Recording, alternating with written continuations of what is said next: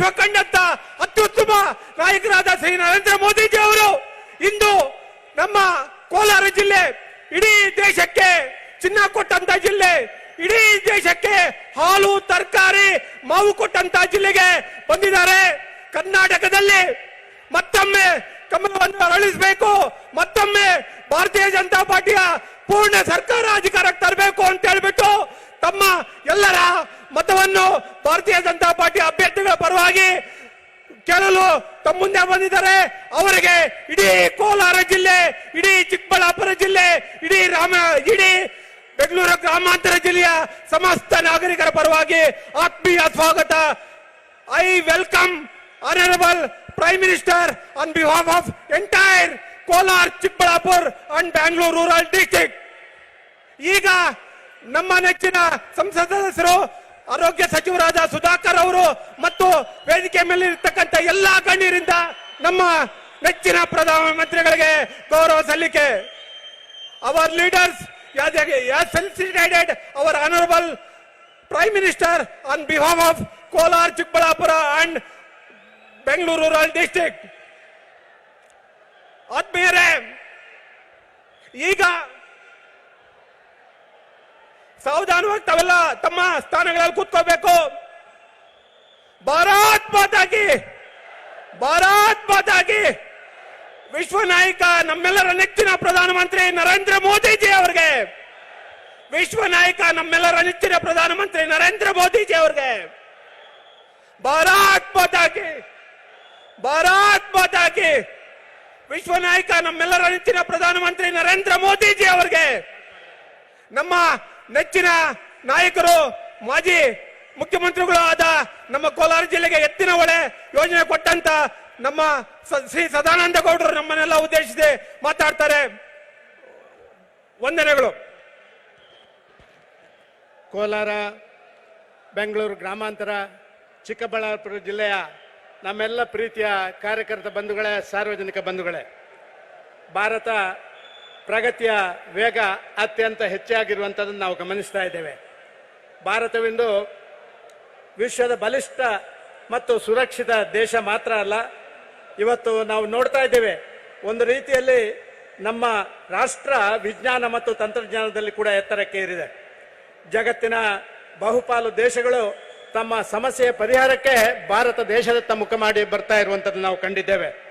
ಕೇಂದ್ರದ ಬಿಜೆಪಿ ಸರ್ಕಾರ ಅದರ ಅಭೂತಪೂರ್ವ ಜನಕಲ್ಯಾಣ ಯೋಜನೆಗಳು, ಅದನ್ನು ರಾಷ್ಟ್ರದಲ್ಲಿ ಎರಡರಲ್ಲಿ ಕೂಡ ಭಾರತೀಯ ಜನತಾ ಪಾರ್ಟಿ ಅತ್ಯಂತ ಯಶಸ್ವಿಯಾಗಿ ಇವತ್ತು ಅನುಷ್ಠಾನಗೊಳಿಸುವುದನ್ನು ನಾವು ಕಾಣ್ತಾ ಇದ್ದೇವೆ. ಕಳೆದ 3 ವರ್ಷದಲ್ಲಿ ದೂರದೃಷ್ಟಿಯ ಚಿಂತನೆ, ಸಮರ್ಪಕ ಯೋಜನೆ, ತ್ವರಿತ ಅನುಷ್ಠಾನ ಎಂಬ 3 ತತ್ವಗಳೊಂದಿಗೆ ಈ ರಾಜ್ಯ ಮತ್ತು ದೇಶದಲ್ಲಿ ಅಭಿವೃದ್ಧಿ ಸಾಕಾರಗೊಂಡದನ್ನು ನಾವು ಕಂಡಿದ್ದೇವೆ.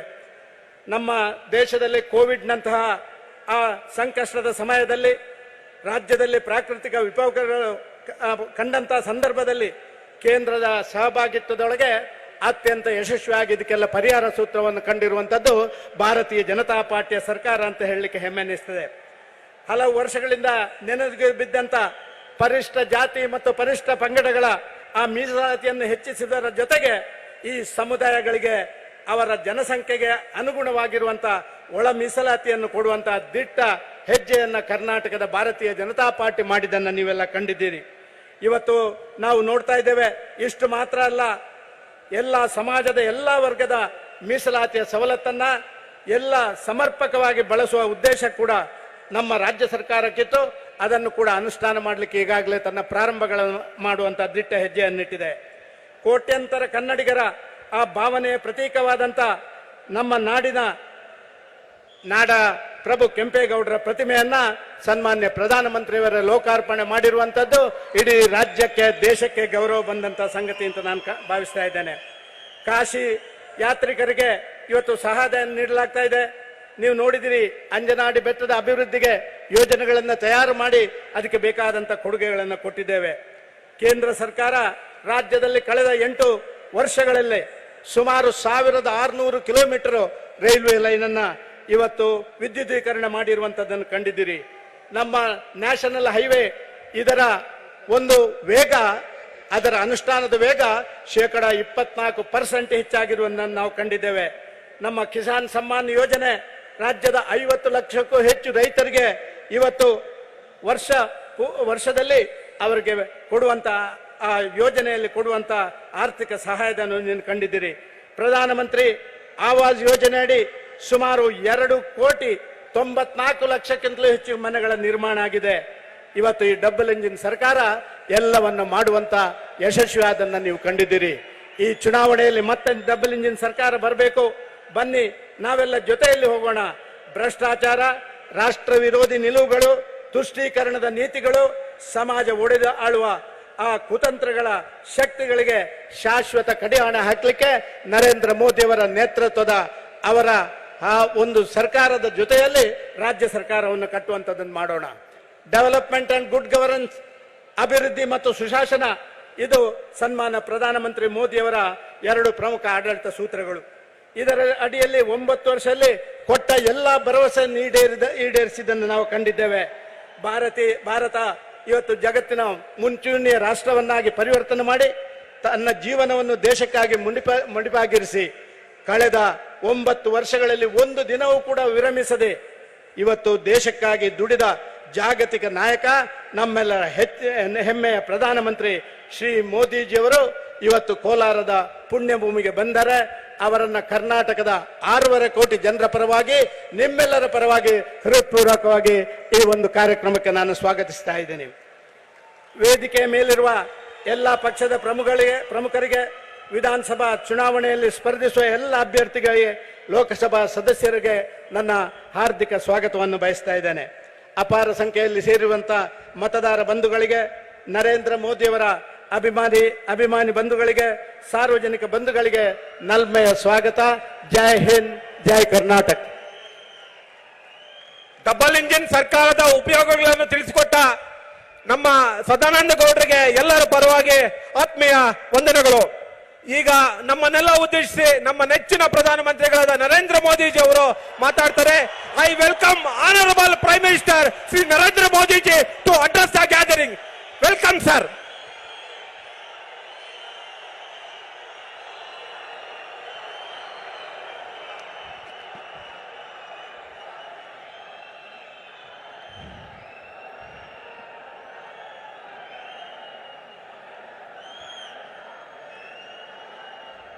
भारत माता की, भारत माता की।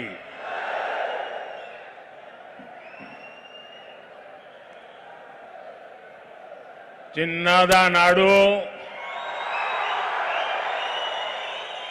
ಕೋಲಾರದ ಜನತೆಗೆ ನನ್ನ ನಮಸ್ಕಾರಗಳು.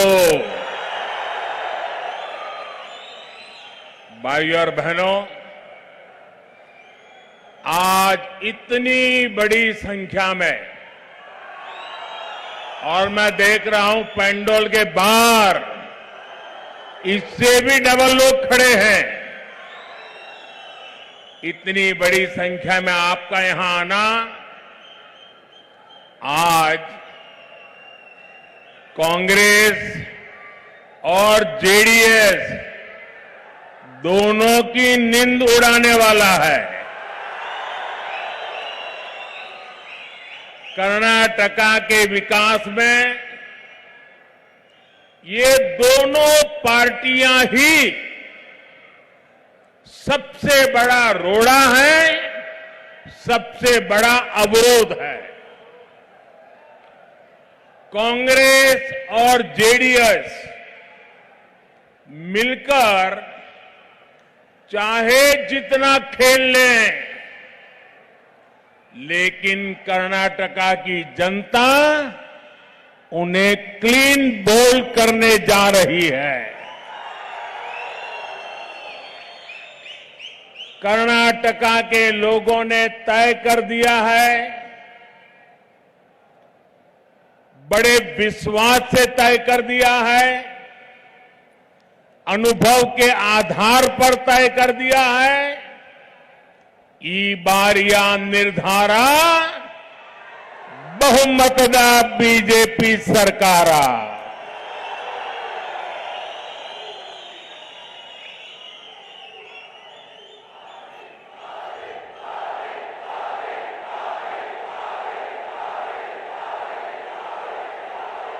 ಅಣ್ಣ ತಮ್ಮಂದಿರೇ, ಅಕ್ಕ ತಂಗಿಯರೇ,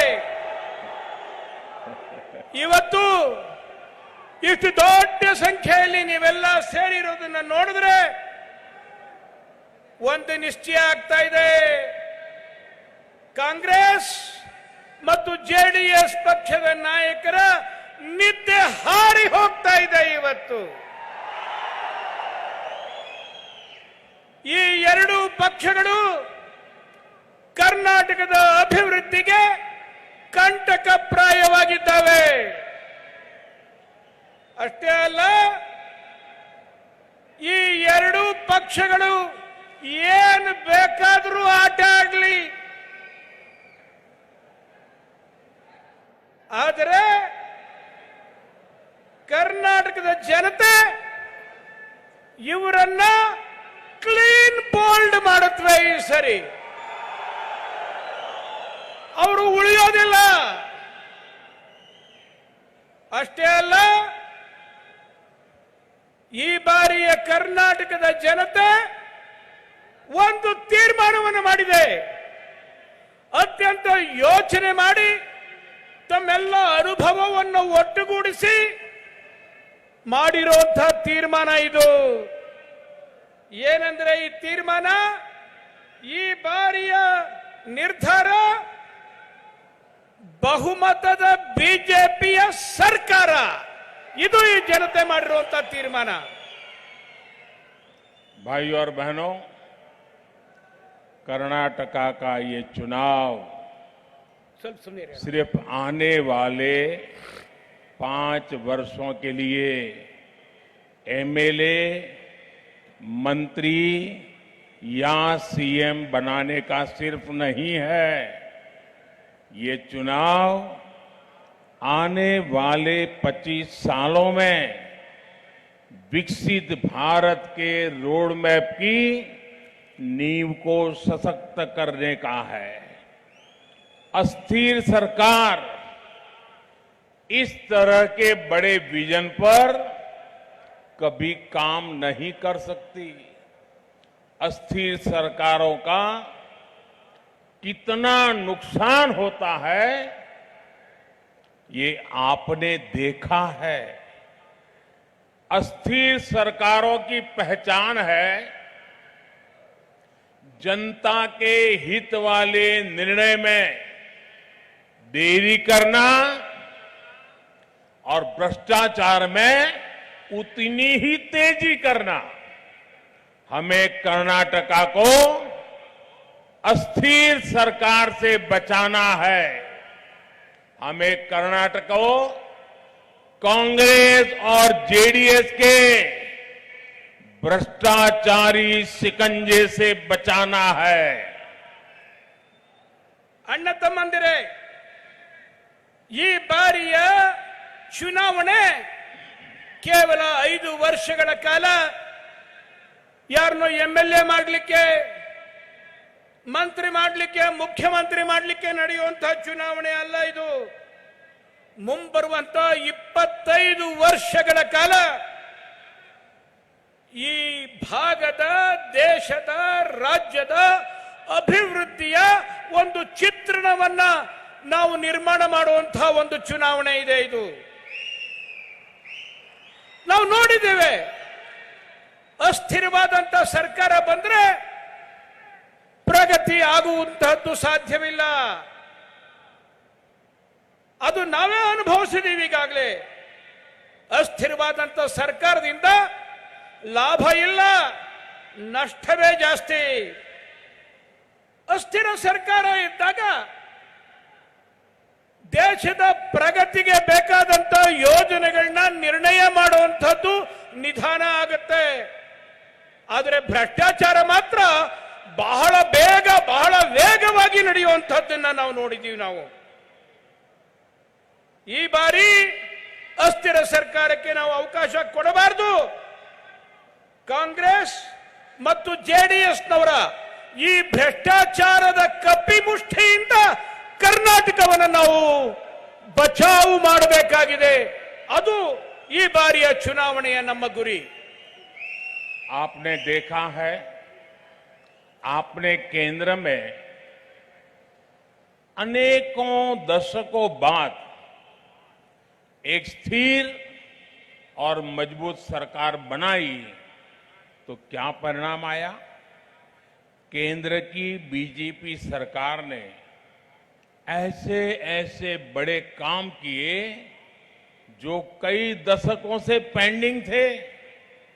2014 से पहले के करप्शन काल में, कांग्रेस सरकार के कालखंड में दुनिया भारत से सारी उम्मीदें छोड़ चुकी थी।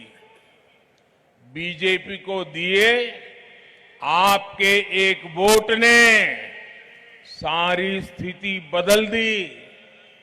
आज भारत की प्रतिष्ठा बुलंदी पर है, अर्थव्यवस्था की गति तेज है और दुनिया भारत को ब्राइट स्पॉट बता रही है।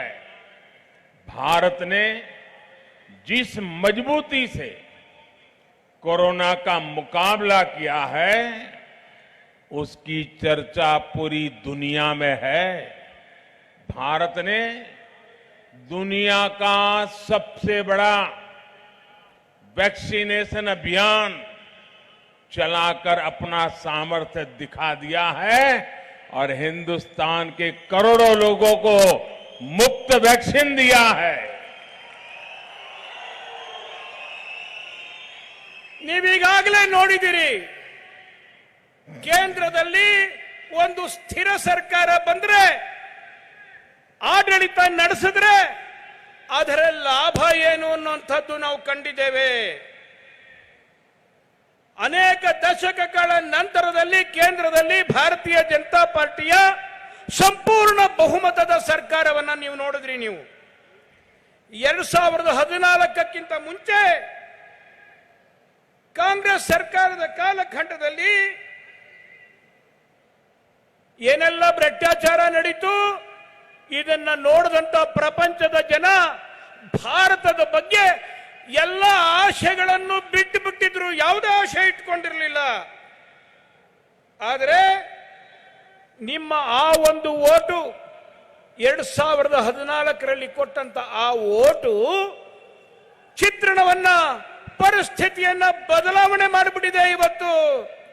ಇವತ್ತು ಪ್ರಪಂಚದಲ್ಲಿ ಭಾರತಕ್ಕೆ ತನ್ನದೇ ಆದಂತ ಪ್ರತಿಷ್ಠೆ, ಗೌರವ ಬೆಳೆದು ನಿಂತಿದೆ. ಇವತ್ತು ನಮ್ಮ ಅರ್ಥವ್ಯವಸ್ಥೆಯಲ್ಲಿ, ಆರ್ಥಿಕತೆಯಲ್ಲಿ ಬಹಳ ದೊಡ್ಡದಾದಂಥ ವೇಗ ನಿರ್ಮಾಣ ಆಗಿದೆ.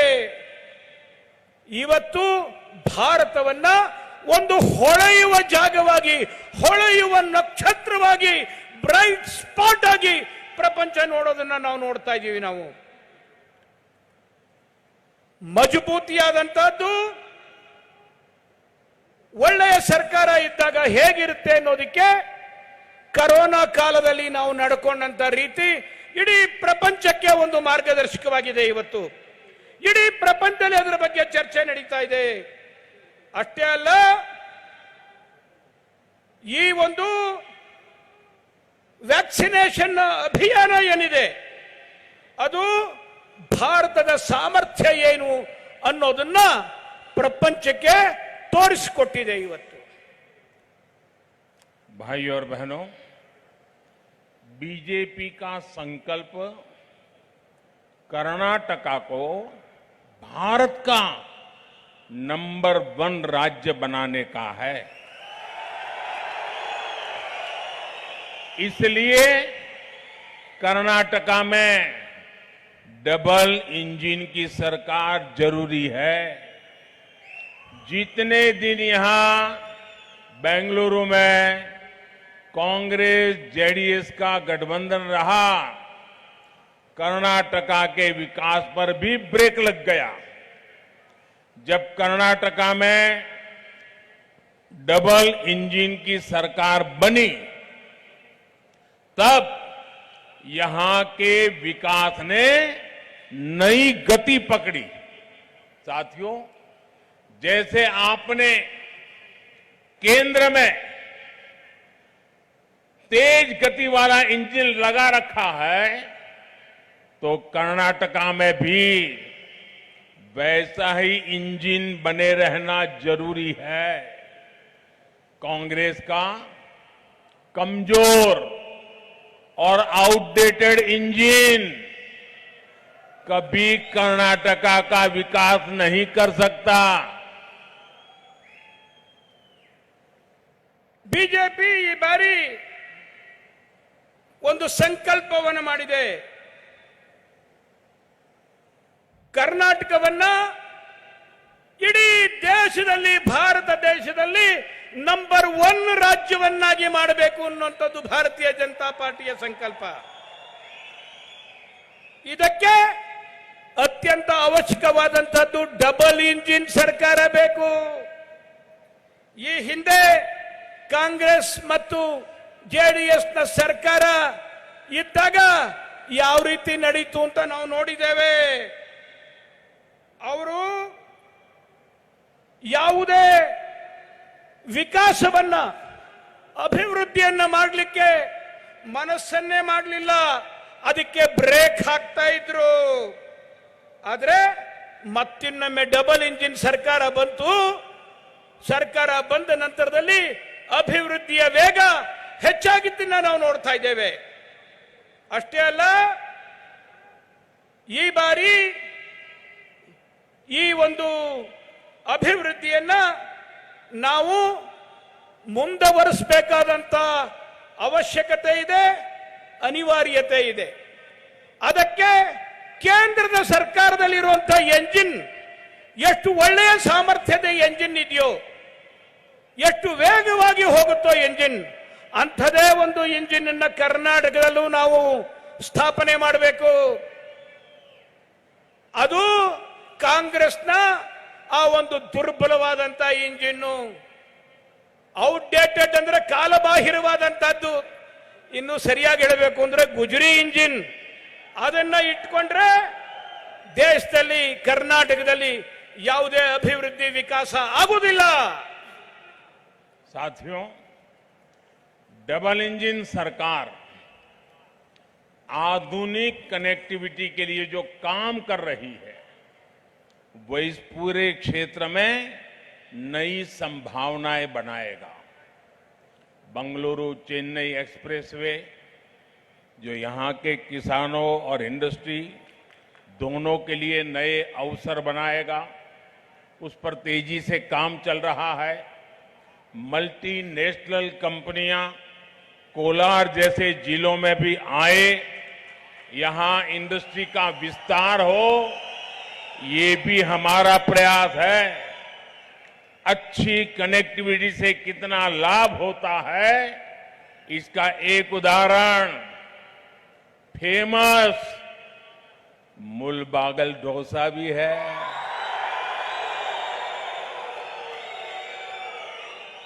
अच्छी कनेक्टिविटी ने इस डोसे का स्वाद दूर दूर तक पहुंचा दिया है।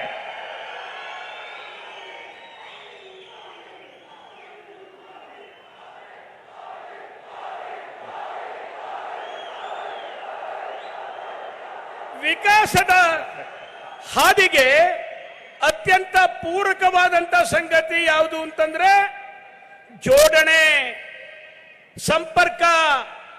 ಆ ಸಂಪರ್ಕ ಈ ಬಾರಿ ನಾವು ವಿಶೇಷವಾದಂತ ಮಹತ್ವವನ್ನು ನೀಡಿದ್ದೇವೆ. ನೀವೇ ಎಲ್ಲ ನೋಡ್ತಾ ಇದ್ದೀರಿ, ಗಮನಿಸಿದಿರಿ. ಬೆಂಗಳೂರು ಮತ್ತು ಚೆನ್ನೈ ಎಕ್ಸ್ಪ್ರೆಸ್ ಹೈವೇ ಬರ್ತಾ ಇದೆ. ಎಷ್ಟು ಬೇಗ ರಸ್ತೆ ನಿರ್ಮಾಣ ಆಗ್ತಾ ಇದೆ ಅನ್ನೋದನ್ನು ನೀವೆಲ್ಲ ನೋಡ್ತಾ ಇದ್ದೀರಿ. ಈ ರೀತಿಯಾದಂಥ ಒಂದು ಸಂಬಂಧ ಜೋಡಣೆಯ ಕೆಲಸ, ಕನೆಕ್ಟಿವಿಟಿ, ರಸ್ತೆ ಜೋಡಣೆ, ಇತರ ಜೋಡಣೆಗಳಿಂದಾಗಿ ಅನೇಕ ಬಹುರಾಷ್ಟ್ರೀಯ ಕಂಪನಿಗಳು ಕೋಲಾರದಂಥ ಜಿಲ್ಲೆಗೂ ಸಹ ಬರ್ತಾ ಇದ್ದಾವೆ. ಅವು ಇಲ್ಲಿ ತಮ್ಮ ಅಭಿವೃದ್ಧಿಯನ್ನ ಅವರು ಸಹ ಇಲ್ಲಿ ಕೋಲಾರ ಜಿಲ್ಲೆಗೆ ಮಾಡ್ತಾ ಇದ್ದಾರೆ. ಅಷ್ಟೇ ಅಲ್ಲ, ಎಷ್ಟು ಮಟ್ಟಿಗೆ ಇದರ ಲಾಭ ಆಗುತ್ತೆ ಅಂತಂದ್ರೆ, ಮುಳುಬಾಗಲ ದೋಸೆ ಇವತ್ತು ಎಲ್ಲ ಕಡೆ ಸಿಗ್ತಾ ಇದೆ. ಜನ ಮುಳುಬಾಗಲ ದೋಸೆಯನ್ನ ಅದನ್ನ ಇಚ್ಛೆ ಪಟ್ಟು ತಿಂತಾ ಇರೋದನ್ನ ನಾವು ನೋಡ್ತಾ ಇದ್ದೇವೆ. ಅದು ಫೇಮಸ್ ಆಗ್ತಾ ಇದೆ ಇವತ್ತು. साथियों, आजकल कांग्रेस ने फिर अपनी झूठी गारंटी का बंडल निकाल लिया है. कांग्रेस का ट्रैक रिकॉर्ड है कि वो कभी अपनी कोई गारंटी पूरी नहीं करती. 2005 में कांग्रेस ने देश के लोगों को गारंटी दी थी कि वो साल 2009 तक हर घर तक बिजली पहुंचा देगी. कांग्रेस ने 2014 तक शासन किया. उनके पास अपनी दी हुई गारंटी को पूरा करने के लिए करीब 1 दशक का समय था. 10 साल थे. 2014 में जब हमने सरकार बनाई तो हम दंग रह गए. हर घर तक को बिजली छोड़िए, कांग्रेस ने हर गांव तक भी बिजली नहीं पहुंचाई थी.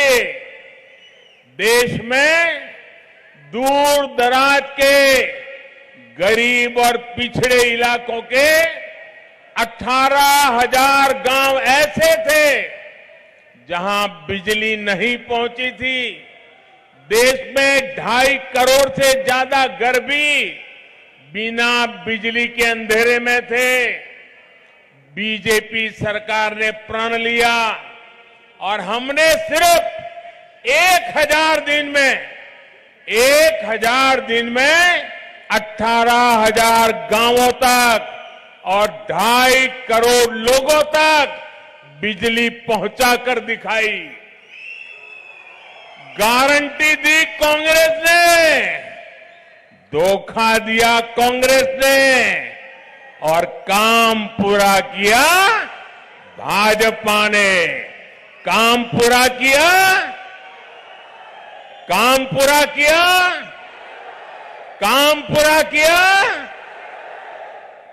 ಸ್ನೇಹಿತರೆ, ಇತ್ತೀಚೆಗೆ ಕಾಂಗ್ರೆಸ್ನವರು ಒಂದು ಸುಳ್ಳು ಗ್ಯಾರಂಟಿ ಕಾರ್ಡ್ಗಳ ಬಂಡಲ್ಗಳನ್ನೇ ಕೊಡ್ಲಿಕ್ಕೆ ಪ್ರಾರಂಭ ಮಾಡಿದ್ದಾರೆ. ಈ ಗ್ಯಾರಂಟಿ ಕಾರ್ಡ್ಗಳು ಯಾವತ್ತೂ ಪೂರ್ಣ ಆಗೇ ಇಲ್ಲ. 2005ರಲ್ಲಿ ಅವರು ಈ ದೇಶದ ಜನತೆಗೆ ಅಧಿಕಾರಕ್ಕೆ ಬಂದಾಗ ಒಂದು ಗ್ಯಾರಂಟಿಯನ್ನು ಕೊಟ್ಟರು.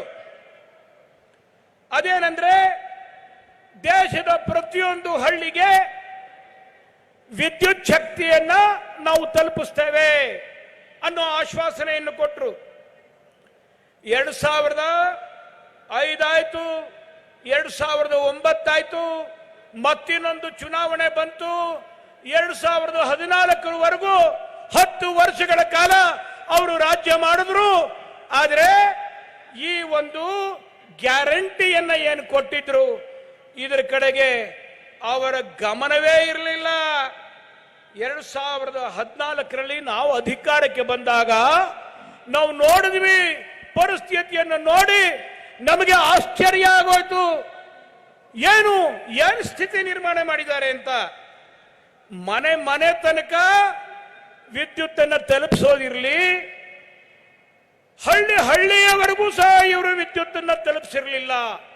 ಇಡೀ ದೇಶದಲ್ಲಿ 18,000 ಹಳ್ಳಿಗಳಿಗೆ ಅವರಿನ್ನೂ ವಿದ್ಯುತ್ ಅನ್ನು ತಲುಪಿಸಿರಲಿಲ್ಲ. ಅವರು ನಾವು ಅಧಿಕಾರಕ್ಕೆ ಬಂದಾಗ ನಾವು ಒಂದು ಮಾತನ್ನ ಹೇಳಿದ್ವಿ, ಕೇವಲ 1,000 ದಿನದಲ್ಲಿ ನಾವು ಈ ಎಲ್ಲ 18,000 ಹಳ್ಳಿಗಳಿಗೆ ವಿದ್ಯುತ್ತನ್ನು ತಲುಪಿಸ್ತೇವೆ, ಬಹುತೇಕ ಮನೆಗಳಿಗೆ ನಾವು ವಿದ್ಯುತ್ತನ್ನು ತಲುಪಿಸ್ತೇವೆ ಅಂತ ಹೇಳಿ ಆ ಕೆಲಸವನ್ನು ನಾವು ಮಾಡಿ ಮುಗಿಸಿದ್ವಿ. ನಾವು ಈ ಹಿಂದೆ ಜನತೆಗೆ ಗ್ಯಾರಂಟಿ ಕೊಟ್ಟಿದ್ದು ಕಾಂಗ್ರೆಸ್, ಮೋಸ ಮಾಡಿದ್ದು ಕಾಂಗ್ರೆಸ್.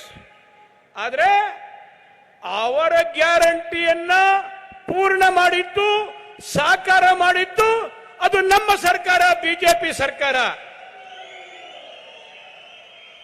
ಅವರಿಗೆ ಅವರ ಗ್ಯಾರಂಟಿ ಕಾರ್ಡ್ ಬಗ್ಗೆ ಯಾವುದೇ ವಿಶ್ವಾಸವೂ ಇಲ್ಲ, ನಂಬಿಕೆಯೂ ಇಲ್ಲ. ಬರೀ ಮೋಸ ಮಾಡುವುದಷ್ಟೇ ಅವರು ಕಲ್ತಿರುವಂತಹದ್ದು. साथियों, जब कोई पार्टी अपने मैनिफेस्टो में कुछ लिखती है तो वो किसी संकल्प से कम नहीं होता है. जनता जनार्दन को दिया हुआ वादा होता है, उसमें धोखा करना बहुत बड़ा पाप होता है. साथियों, ये किसानों का क्षेत्र है. मैं आपको एक और गारंटी के बारे में बताना चाहता हूं जो कांग्रेस ने किसानों को दी थी, और वो भी 2004 में. आज से करीब करीब 20 साल पहले अपने घोषणा पत्र में कांग्रेस ने किसानों से वादा किया था कि वो किसानों के लिए डायरेक्ट इनकम सपोर्ट स्कीम लागू करेगी. किसानों ने उन्हें वोट दिया, लेकिन वोट पाने के बाद कांग्रेस ने हाथ ऊपर कर लिए. 2009 में उनके मैनिफेस्टो में फिर से वही वादा किया गया. उन्हें ये वादा पूरा करने के लिए 5 और 5 10 साल मिल गए. 2014 का चुनाव आ गया, लेकिन उन्होंने अपनी गारंटी को ठंडे बस्ते में डाल दिया. उन्होंने अपना वादा पूरा नहीं किया. ये बीजेपी की सरकार है जिसने पीएम किसान सम्मान निधि जैसी योजना लागू की. हमारी सरकार अब तक किसानों के बैंक खातों में 2.5 लाख करोड़ रुपया, याद रहेगा दोस्तों, 2.5 लाख करोड़ रुपया. कितना? जरा जोर से बोलिए, कितना? 2.5 लाख करोड़ रुपए सीधे किसानों के खाते में ट्रांसफर कर चुकी है. गारंटी दी कांग्रेस ने, धोखा दिया कांग्रेस ने, लेकिन काम पूरा किया. काम पूरा किया. काम पूरा किया. काम पूरा किया बीजेपी ने. ಸ್ನೇಹಿತರೆ, ಇದೇ ರೀತಿ ಇವರ ಇನ್ನೊಂದು ಆಶ್ವಾಸನೆಯ ಬಗ್ಗೆ ತಮ್ಮ ಗಮನವನ್ನು ಸೆಳೆಯಲಿಕ್ಕೆ ಇಷ್ಟಪಡ್ತೇನೆ ನಾನು. ಒಂದು ಘೋಷಣಾ ಪತ್ರ ಅಂದ್ರೆ ಅದು ಜನತೆಗೆ ನೀಡಿದಂತ ಭರವಸೆ. ಆ ಘೋಷಣಾ ಪತ್ರದ ರೀತಿ ನಡೆಯದೇ ಇರುವಂತದ್ದು ಜನತಾ ಜನಾರ್ದನನಿಗೆ ಮಾಡುವಂತಹ ದ್ರೋಹ. ಇದೊಂದು ದೊಡ್ಡ ಪಾಪ. ಇದು 2004ರಲ್ಲಿ ಕಾಂಗ್ರೆಸ್ನವರು ಈ ದೇಶದ ರೈತರಿಗೆ ಒಂದು ಆಶ್ವಾಸನೆಯನ್ನು, ಒಂದು ಭರವಸೆಯನ್ನು ಕೊಟ್ಟರು. ಅವರು ಹೇಳಿದ್ರು, ಈ ದೇಶದ ರೈತರಿಗೆ ನೇರ ವರಮಾನ ಸಹಾಯತಾ ಯೋಜನೆ, ಡೈರೆಕ್ಟ್ ಇನ್ಕಮ್ ಸಪೋರ್ಟ್ ಸ್ಕೀಮ್, ಇದನ್ನು ನಾವು ಲಾಗು ಮಾಡ್ತೇವೆ ಅಂತನ್ನೋ ಮಾತನ್ನ ಹೇಳಿದ್ರು. 2004ರಲ್ಲಿ ಹೇಳಿದ್ರು. 2009 ತನಕ ಏನೂ ಮಾಡಲಿಲ್ಲ. 2009 ಅವರ ಘೋಷಣಾ ಪತ್ರದಲ್ಲಿ ಮತ್ತೊಮ್ಮೆ ಅದನ್ನೇ ಬರ್ಕೊಂಡ್ರು. 2014 ತನಕ ನೋಡಿದ್ವಿ, ಏನೂ ಮಾಡಲಿಲ್ಲ. ಅವರು ಯಾವುದೇ ರೀತಿಯಾದಂತ ಯೋಜನೆಯನ್ನೇ ತರಲಿಲ್ಲ. ಅವರು ಮ್ಯಾನಿಫೆಸ್ಟೋನಲ್ಲಿ ಬರೆದಿದ್ದು, ಆದರೆ ಇದರ ಬಗ್ಗೆ ಯಾವುದೇ ಯೋಜನೆಯನ್ನ ಕಾರ್ಯಗತ ಮಾಡುವಂತ ಮನಸ್ಸನ್ನೇ ಕೊಡಲಿಲ್ಲ ಅವರು. ಆದ್ರೆ 2014ರಲ್ಲಿ ಅಧಿಕಾರಕ್ಕೆ ಬಂದ ನಾವು ಕಿಸಾನ್ ಸಮ್ಮಾನ ಯೋಜನೆಯನ್ನ ಜಾರಿಗೆ ತಂದ್ವಿ. ಈ ಯೋಜನೆಯಲ್ಲಿ ನೇರವಾಗಿ ರೈತರ ಖಾತೆಗೆ, ರೈತರ ಬ್ಯಾಂಕ್ ಖಾತೆಗೆ ಹಣ ಜಮಾವಣೆ ಆಗುತ್ತೆ. ಇಲ್ಲಿಯವರೆಗೂ ಜಮಾವಣೆಯಾಗಿರೋ ಹಣ ಎಷ್ಟು ಗೊತ್ತಾ? 2.5 ಲಕ್ಷ ಕೋಟಿ ರೂಪಾಯಿಗಳು ಜಮಾ ಆಗಿದೆ. 2.5 ಲಕ್ಷ ಕೋಟಿ ರೂಪಾಯಿಗಳು ಜಮಾವಾಗಿದೆ ಇಲ್ಲಿ ತನಕ.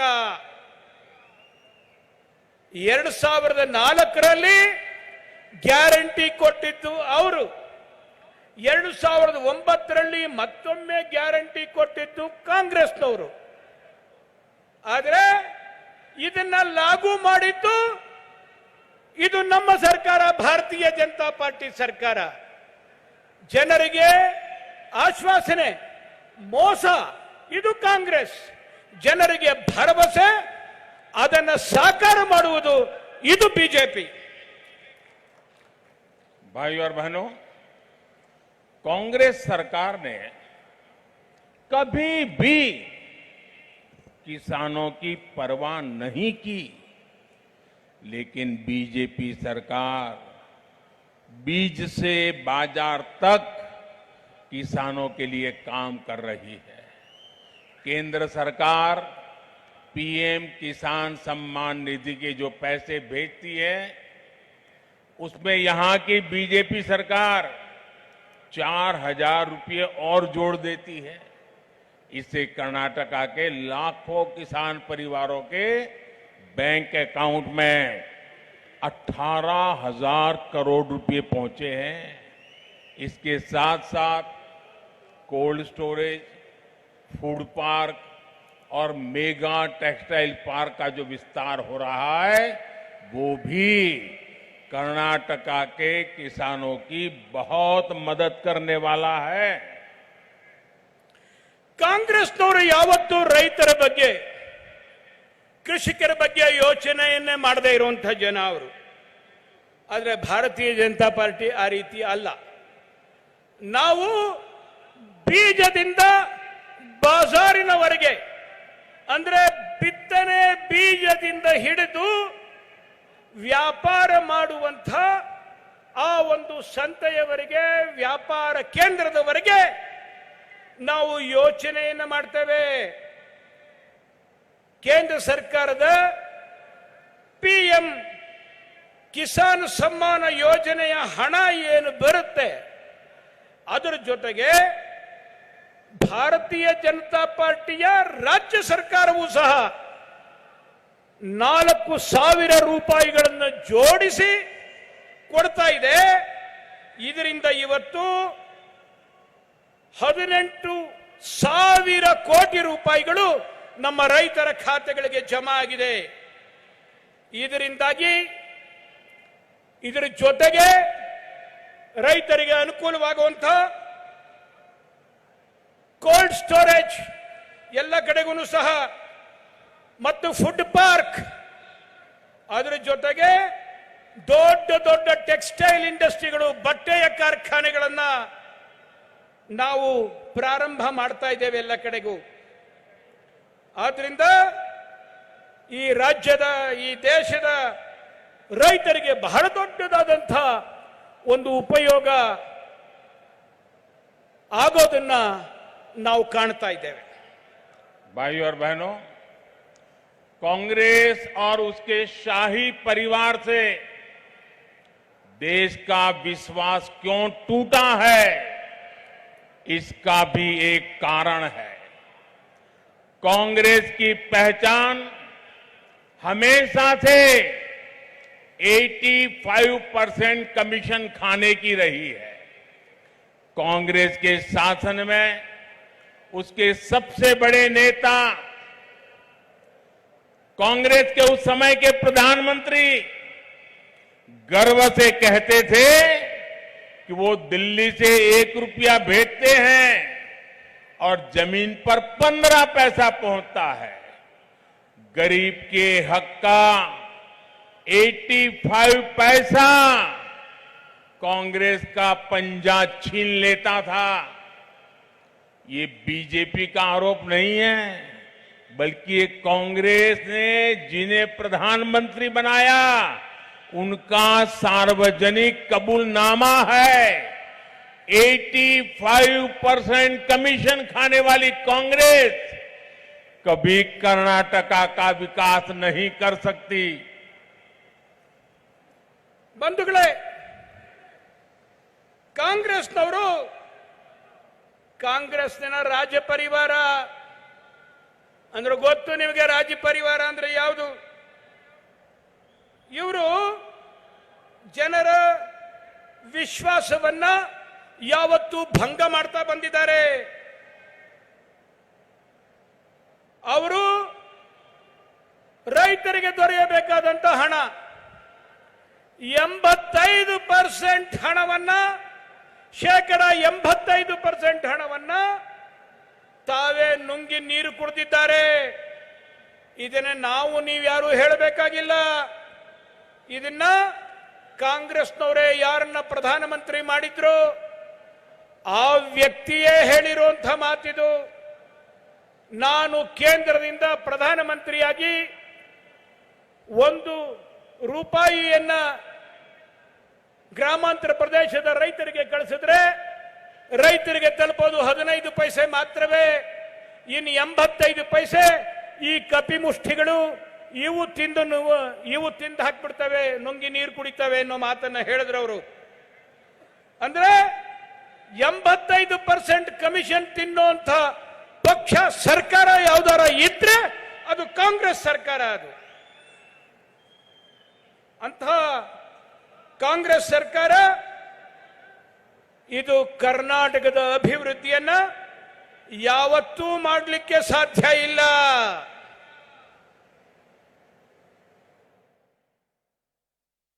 साथियों, आज दिल्ली से बीजेपी की केंद्र सरकार जितना पैसा भेजती है वो हर लाभार्थी तक 100% पहुंचता है, 100% पहुंचता है।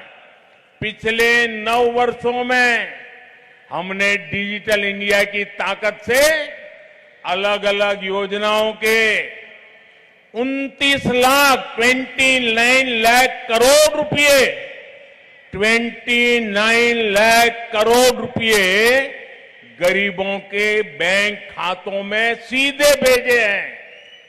अगर 85% कमीशन खाने वाली कांग्रेस ही बनी रही, इसमें से 24 लाख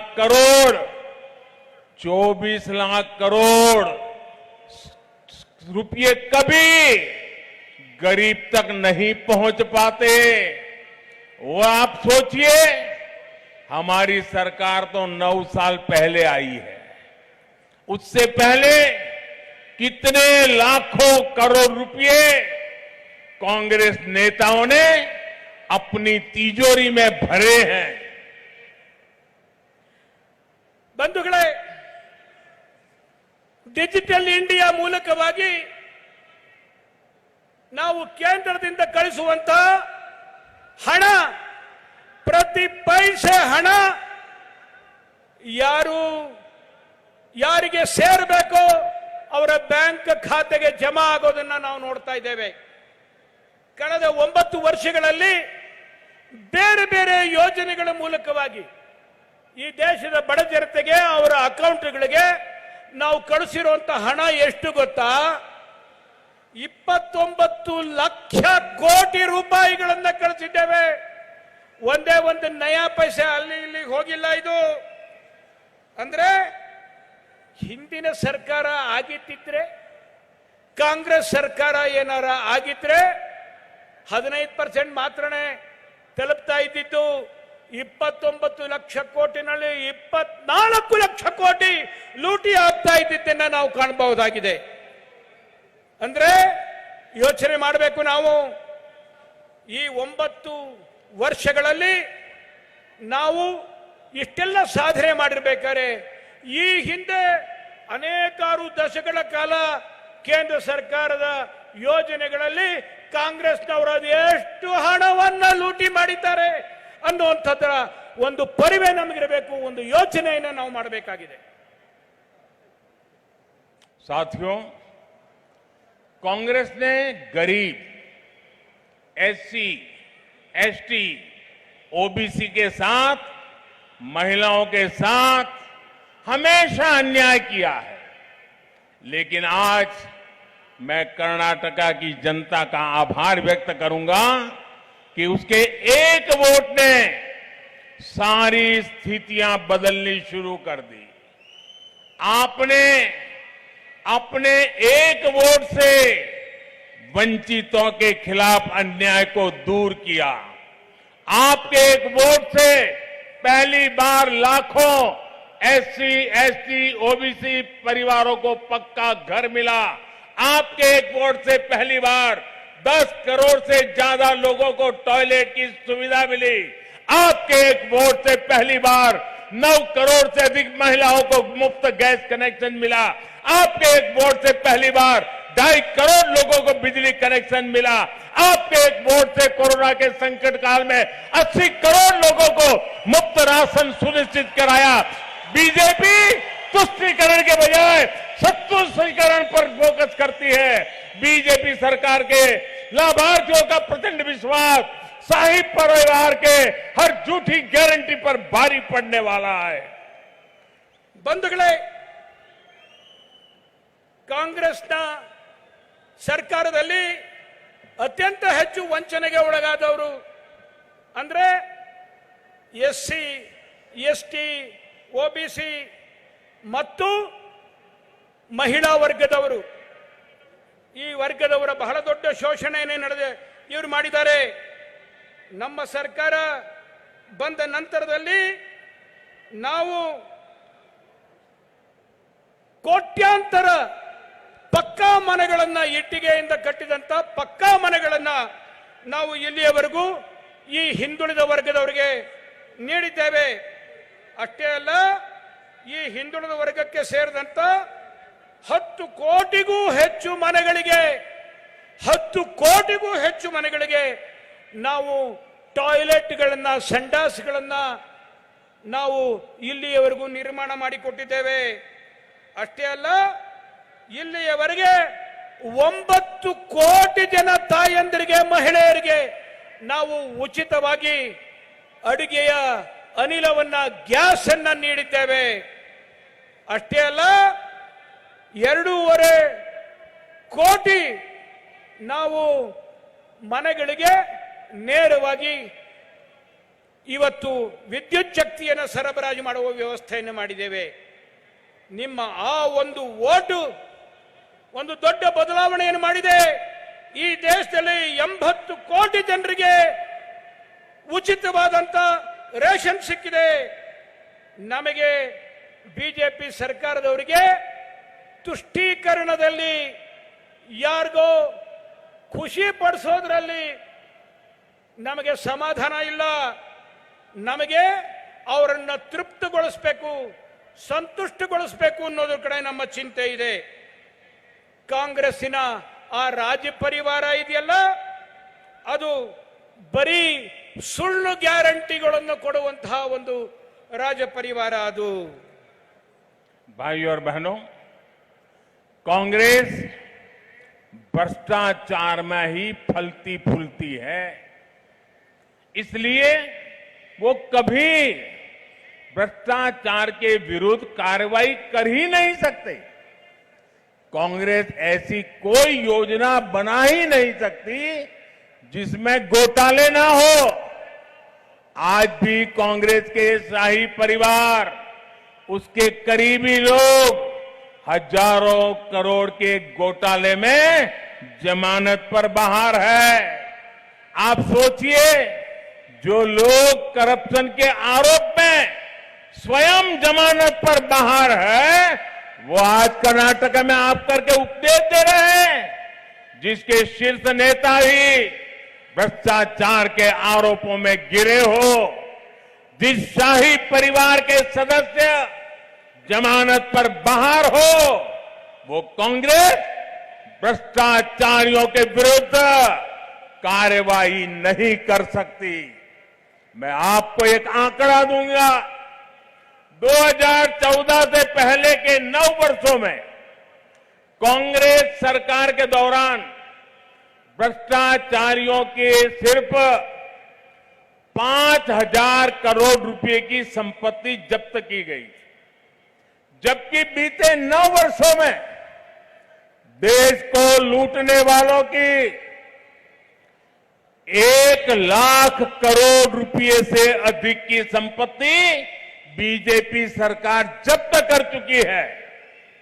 भ्रष्टाचार के विरुद्ध सबसे तेज प्रहार बीजेपी ही कर सकती है।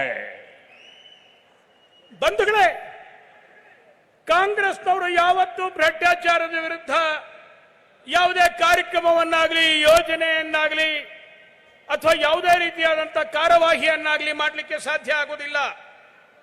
ಯಾಕೆ ಅಂತಂದ್ರೆ ಕಾಂಗ್ರೆಸ್ನವರು ಮಾಡುವಂತ ಪ್ರತಿಯೊಂದು ಯೋಜನೆಯಲ್ಲಿಯೂ ಸಹ ಭ್ರಷ್ಟಾಚಾರ ಹುದುಗಿದೆ, ಅಡಗಿದೆ, ಭ್ರಷ್ಟಾಚಾರ ಇದ್ದೇ ಇದೆ. ಕಾಂಗ್ರೆಸ್ಸಿನ ಆ ಒಂದು ರಾಜ ಪರಿವಾರ ಏನಿದೆ, ಅವರು ಇವತ್ತು ಸಾವಿರಾರು ಕೋಟಿ ರೂಪಾಯಿಗಳನ್ನು ನುಂಗಿರುವಂತ ಹಗರಣದಲ್ಲಿ ಅವರು ಬೇಲ್ ಮೇಲಿದ್ದಾರೆ. ಜೈಲಿಗೆ ಹೋಗಬೇಕಾದವರು ಬೇಲ್ ಮೇಲಿದ್ದಾರೆ. ಇಂಥ ವ್ಯಕ್ತಿಗಳು ಕರಪ್ಷನ್ ವಿರುದ್ಧ, ಭ್ರಷ್ಟಾಚಾರದ ವಿರುದ್ಧ ಯಾವ ಹೋರಾಟವನ್ನು, ಯಾವ ಕಾರ್ಯಕ್ರಮ ತಾನೇ ಮಾಡಲಿಕ್ಕೆ ಸಾಧ್ಯ ಆಗುತ್ತೆ? ಆದರೂ ಸಹ ಅವರು ಉಪದೇಶ ಕೊಡೋದನ್ನು ಮಾತ್ರ ಬಿಟ್ಟಿಲ್ಲ. ಯಾವ ಪಕ್ಷದ ಅತ್ಯಂತ ಉತ್ಕೃಷ್ಟ ಮೇಲ್ನಿಲ್ಲಿರುವಂತಹ ನಾಯಕರು ಸಾವಿರಾರು ಕೋಟಿ ರೂಪಾಯಿಗಳ ಭ್ರಷ್ಟಾಚಾರದಲ್ಲಿ ಹುದುಗಿದ್ದಾರೋ, ಕಾಂಗ್ರೆಸ್ನ ಬಹುತೇಕ ನಾಯಕರುಗಳು ಈ ಭ್ರಷ್ಟಾಚಾರದ ಆರೋಪದ ಮೇಲೆ ಬೇಲ್ನಲ್ಲಿದ್ದಾರೋ, ಅವರಿಂದ ಏನಾದರೂ ಭ್ರಷ್ಟಾಚಾರದ ವಿರುದ್ಧದ ಹೋರಾಟವನ್ನು ನಾವು ಅಪೇಕ್ಷೆ ಪಡಲಿಕ್ಕಾದರೂ ಸಾಧ್ಯ ಇದೆಯಾ? ನಾವು ನಿಮಗೊಂದು ಉದಾಹರಣೆಯನ್ನು ಕೊಡ್ತೇನೆ. 2014ಕ್ಕೆ ಮುಂಚೆ 9 ವರ್ಷ ಕಾಂಗ್ರೆಸ್ನ ಸರ್ಕಾರ ಇತ್ತು. ಆ ಸಮಯದಲ್ಲಿ ಅವರು ಭ್ರಷ್ಟಾಚಾರಿಗಳನ್ನ ಹಿಡಿದು ಅವ್ರ ಹತ್ರ ವಸೂಲು ಮಾಡಿದಂತ ದುಡ್ಡು ಎಷ್ಟು ಅಂತಂದ್ರೆ 5,000 ಕೋಟಿ ರೂಪಾಯಿಗಳು 9-10 ವರ್ಷದಲ್ಲಿ ಅವರ ಆಡಳಿತದಲ್ಲಿ. ಆದರೆ ನಾವು ಅಧಿಕಾರಕ್ಕೆ ಬಂದ ಈ 9 ವರ್ಷದಲ್ಲಿ ಭ್ರಷ್ಟಾಚಾರಿಗಳಿಂದ ನಾವು ವಸೂಲು ಮಾಡಿರುವಂತ ದುಡ್ಡು 1 ಲಕ್ಷ ಕೋಟಿ ರೂಪಾಯಿಗಳು. 1 ಲಕ್ಷ ಕೋಟಿ ರೂಪಾಯಿಗಳನ್ನ ನಾವು ಭ್ರಷ್ಟಾಚಾರಿಗಳಿಂದ ವಸೂಲು ಮಾಡಿದ್ದೇವೆ. ಭ್ರಷ್ಟಾಚಾರದ ವಿರುದ್ಧದಲ್ಲಿ ನಮ್ಮದು ಯಾವತ್ತೂ ಸಹ ಅತ್ಯಂತ ತೇಜಗತಿಯ ಪ್ರಹಾರವನ್ನು ಮಾಡುವಂತಹ ಒಂದು ಶಕ್ತಿ, ಆ ಒಂದು ಬದ್ಧತೆ ಅದು ಭಾರತೀಯ ಜನತಾ ಪಾರ್ಟಿಗೆ ಇರುವಂತದ್ದು. साथियों, आज जब मैं करप्शन के खिलाफ लड़ाई लड़ रहा हूं तो सबसे ज्यादा तकलीफ कांग्रेस को हो रही है, और इसलिए कांग्रेस की दिनों दिन मुझसे नफरत भी और बढ़ गई है। उन्होंने मुझ पर हमला और बढ़ा दिया है। ये लोग आजकल धमकी दे रहे हैं, कांग्रेस के लोग धमकी दे रहे हैं। वो कह रहे हैं मोदी तेरी कब्र खुदेगी।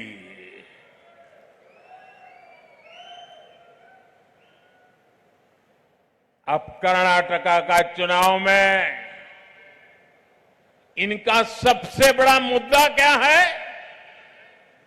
चुनाव में कांग्रेस का सबसे बड़ा मुद्दा सांप है। सांप, सांप के जहर का है।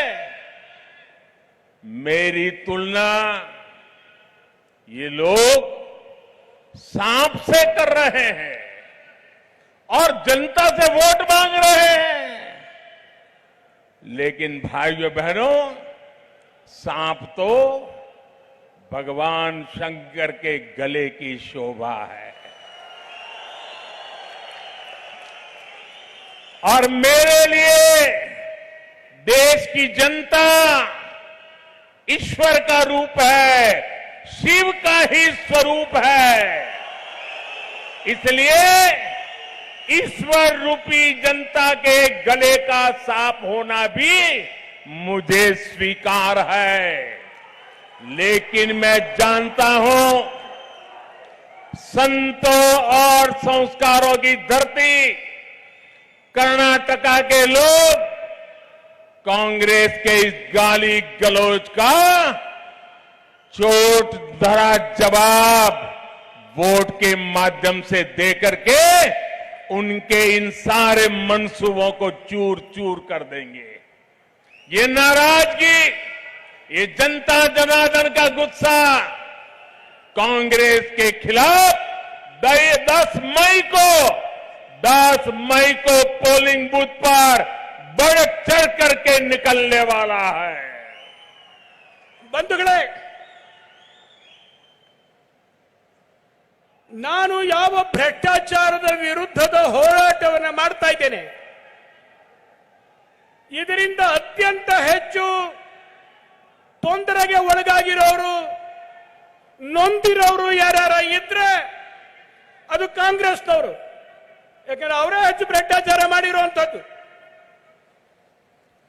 ಅವರಿಗೆ ನನ್ನ ಈ ಒಂದು ಭ್ರಷ್ಟಾಚಾರದ ವಿರುದ್ಧದ ಹೋರಾಟ ಸಹನೆ ಮಾಡ್ಲಿಕ್ಕಾಗ್ತಾ ಇಲ್ಲ. ನನ್ನ ಮೇಲೆ ಅವರಿಗೆ ಸಿಟ್ಟು. ಅದಕ್ಕೋಸ್ಕರವಾಗಿ ಅವರು ನನ್ನ ವಿರುದ್ಧ ಅವರು ಆಘಾತವನ್ನು ಮಾಡಲಿಕ್ಕೆ ಪ್ರಾರಂಭ ಮಾಡ್ತಾ ಇದ್ದಾರೆ. ಮೊದಲು ಬೈತಾ ಇದ್ರು, ಆದ್ರೆ ಈಗ ನನಗೆ ಅವರು ಎಚ್ಚರಿಕೆಯನ್ನು ಕೊಡ್ತಾ ಇದ್ದಾರೆ, ಬೆದರಿಕೆಯನ್ನ ಹಾಕ್ತಾ ಇದ್ದಾರೆ. ಏನಂತ ಬೆದರಿಕೆ ಹಾಕ್ತಾ ಇದ್ದಾರೆ? ಮೋದಿ, ನಿಮ್ಮ ಸಮಾಧಿಗೆ ನಾವು ಹಳ್ಳ ತೋಡ್ತೇವೆ, ನಿಮ್ಮ ಸಮಾಧಿಯನ್ನ ಕಟ್ತೇವೆ ಅಂತನ್ನುವಂತ ಹೆದರಿಕೆಯ ಬೆದರಿಕೆಯ ಮಾತುಗಳನ್ನ ಆಡ್ತಾ ಇದ್ದಾರೆ ಇವತ್ತು. ಆದ್ರೆ ಏನು ಚರ್ಚೆ ಮಾಡ್ತಾ ಇದ್ದಾರೆ ಇವರು?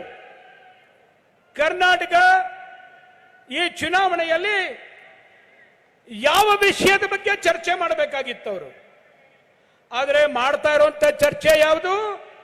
ಅವರು ಚರ್ಚೆ ಮಾಡ್ತಾ ಇರುವಂತದ್ದು ಹಾವಿನ ಬಗ್ಗೆ, ಹಾವಿನ ವಿಷದ ಬಗ್ಗೆ. ಯಾವ ಚರ್ಚೆ ಮಾಡ್ತಾ ಇದ್ದಾರೆ ಅವರು? ನನ್ನ ಒಂದು ತುಲನೆಯನ್ನ ಅವರು ಯಾರ ಜೊತೆ ಮಾಡ್ತಾ ಇದ್ದಾರೆ? ಹಾವಿನ ಜೊತೆ ಮಾಡ್ತಾ ಇದ್ದಾರೆ.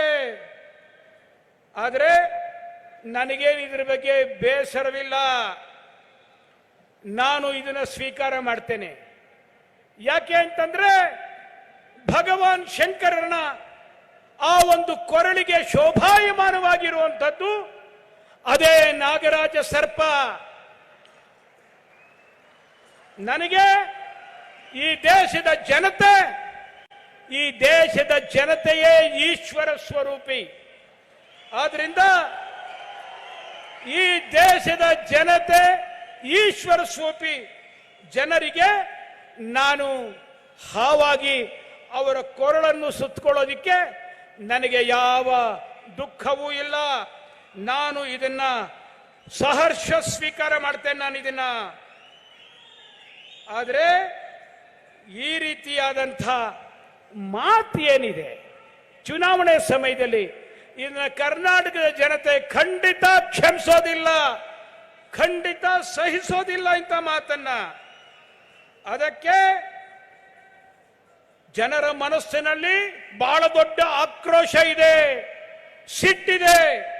ಅದನ್ನ ಅವರು ಮೇ 10ನೇ ತಾರೀಕು ಚುನಾವಣೆಯ ದಿನ ಕಾಂಗ್ರೆಸ್ಗೆ ವಿರುದ್ಧವಾಗಿ ಭಾರತೀಯ ಜನತಾ ಪಾರ್ಟಿಗೆ मतವನ್ನು ಚಲಾವಣೆ ಮಾಡುವುದರ ಮೂಲಕವಾಗಿ ವ್ಯಕ್ತಪಡಿಸುತ್ತಾರೆ ಅಂತನ್ನುವಂತ ವಿಶ್ವಾಸ ಇದೆ ನನಗೆ.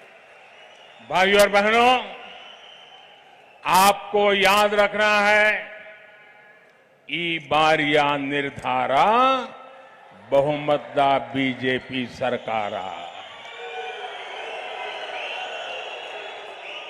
ये बात घर घर पहुंचाओगे, घर घर जाओगे, मतदाताओं को मिलोगे, ज्यादा से ज्यादा मतदान कराओगे, दिन रात मेहनत करोगे, हाथ ऊपर करके बताइए पक्का करोगे, सबके सब लोग करोगे.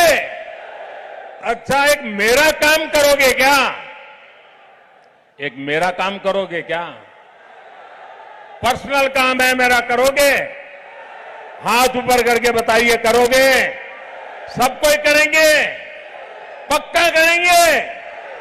देखिए, काम करना है और मेरे लिए करना है, मोदी के लिए करना है. करोगे ना? पक्का करोगे? देखिए, आप घर घर जाइए, हर मतदाता के पास जाइए और उनको हाथ जोड़ करके बताइए कि दिल्ली से प्रधान सेवक मोदी कोलार आए थे और मोदी ने आपको प्रणाम भेजा है, नमस्कार भेजा है. मोदी आपका आशीर्वाद मांगते हैं. ये बताओगे? हर घर मेरा नमस्कार पहुंचाओगे? हर घर मेरा प्रणाम पहुंचाओगे? हर व्यक्ति से मेरे लिए आशीर्वाद लाओगे? ये जनता जनार्दन का आशीर्वाद मुझे देश के लिए काम करने की एक ऊर्जा देता है, आत्मविश्वास देता है, शक्ति देता है. और इसलिए मुझे कर्नाटका के हर भाई बहन का आशीर्वाद चाहिए ताकि मैं कर्नाटका की सेवा कर सकूं, देश की सेवा कर सकूं. मेरे ख्याल में इसका अनुवाद की जरूरत नहीं लगता मेरे को. मेरे ख्याल में इसकी अनुवाद की जरूरत नहीं लगता मेरे को. लोग आपकी हृदय की भाषा जान लिए हैं. सब घर घर जाएंगे, वोट मांगेंगे, बीजेपी को जिताएंगे. भारत माता की, भारत माता की, भारत माता की. बहुत बहुत धन्यवाद.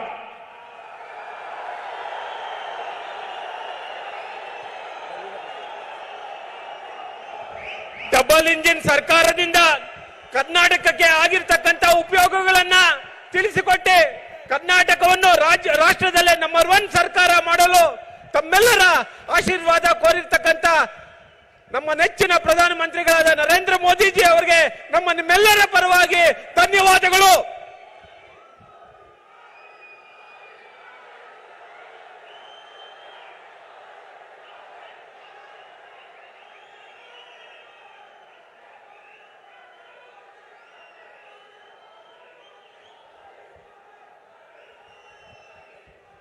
ಇಷ್ಟೊಂದು